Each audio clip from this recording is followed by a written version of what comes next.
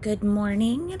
This is your explanation for April 16th e-learning, the merry-go-round assignment.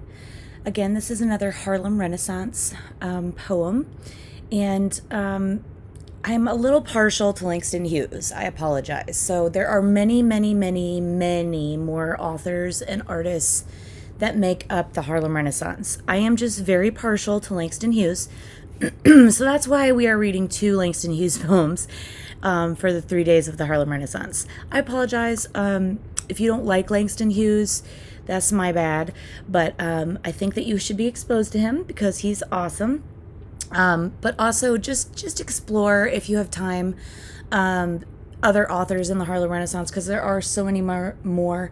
But Langston Hughes rocks, and I like how he writes. So that's why we read so much of him. When you click on the poem, I'm going to apologize ahead of time because it takes you to Poem Hunter.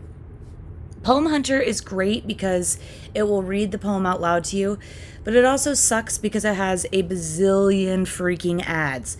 So if you scroll down too far, this ad will pop up. You can't read the poem anymore. So you've got to hover right in this region if you're not going to actually listen to the poem. So I'm going to read the poem to you, but you can listen to it as many times as you need to. You hit this play button here in the middle of the screen, and you want to make sure you unmute your sound. I don't particularly like the voice, so I muted it. If you don't like my voice and you like this voice better, totally mute me. I'm okay with that. Whatever helps you get the assignment done. So you're going to read the poem, then you're going to answer the questions. Here's the poem. Where's the Jim Crow section on this merry-go-round? Mister, 'cause I want to ride. Down south where I come from, white and colored can't sit side by side. Down south on the train, there's a Jim Crow car. On the bus, we're put in the back. But there ain't no back to a merry-go-round. Where's the horse for a kid that's black? All right, so that's the poem. Here are your questions.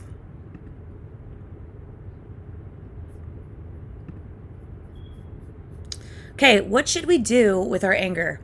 Where should we channel our strongest emotions? And what does this poem tell us about these things? Okay, so one thing I love about Langston Hughes is you never really feel how angry he really is as a black man in the South being treated the way he was treated. And I lived in South Carolina for 9 years, and I can tell you that black men in the South are completely different than black men in Michigan and black men in Indiana. And it's just completely different. And they are just so quiet, and probably not all of them, but a lot of the men in my experience in that 9 years in South Carolina, they were soft-spoken, and they were kind, and they were gentle, and they hid their anger behind this aura that I can't quite explain. And so I think for me, Langston Hughes channels some of that. And so for me, I am in awe of people like Langston Hughes, because I think that this poem suggests that we channel our anger into questions, and we channel our anger into expressing it creatively.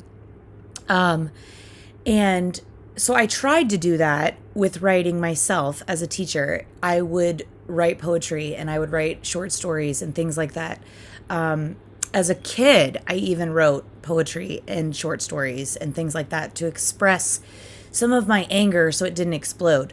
Unfortunately, I have stopped writing, and so I've noticed that my anger has come out in way different ways. So this question is really kind of personal.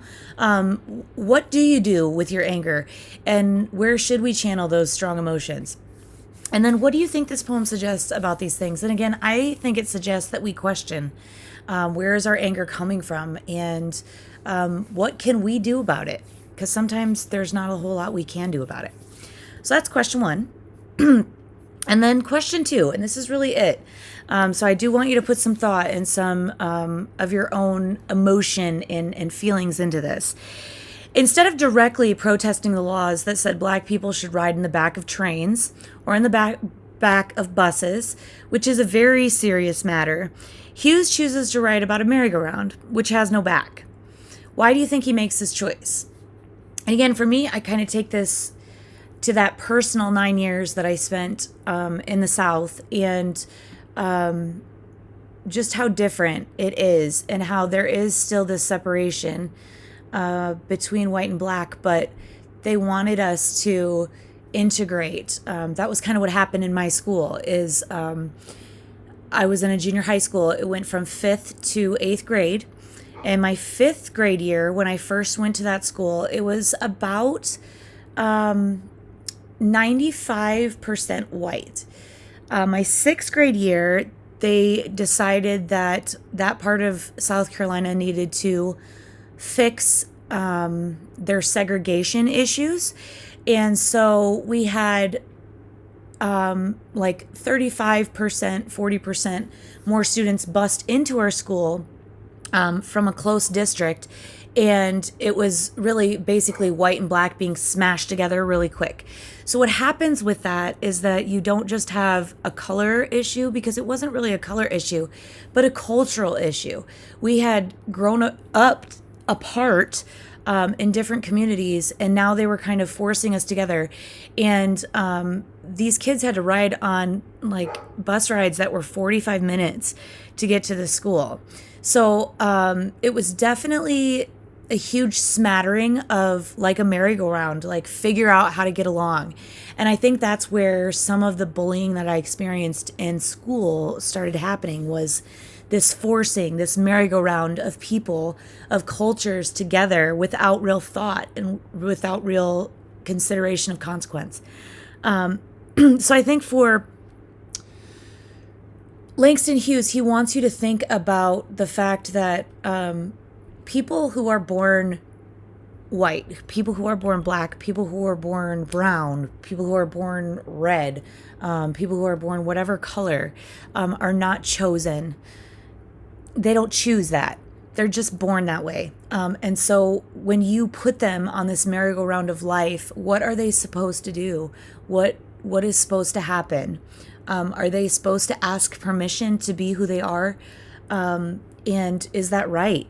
So just something to think about. And that's why I think he made that choice, is to help us consider what it's like to be that person trying to get on that merry-go-round for whatever color you are, whatever culture you are. When you're thrown in this mix, what does that feel like? Because there is no back. There is no separation, really. It's get on. And that's kind of what life is like. So anyways, I think that's kind of what he was talking about here. And that's what I want you to consider and I want you to write about. So 2 questions. Read the poem or listen to my terrible voice. And then answer those 2 questions, 3 questions technically.